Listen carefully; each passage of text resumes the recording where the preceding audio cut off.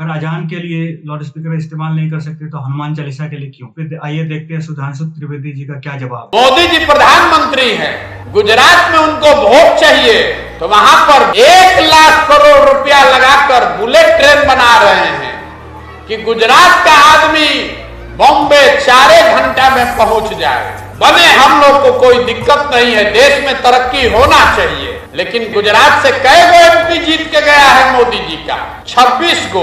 हम लोग कई गो जिताए हैं? 39 गो। तो गुजरात के आदमी चलेगा 1 लाख करोड़ के बुलेट ट्रेन पर, अब बिहार के आदमी को पैसेंजर भी नहीं मिलना चाहिए। कहीं मिलेगा?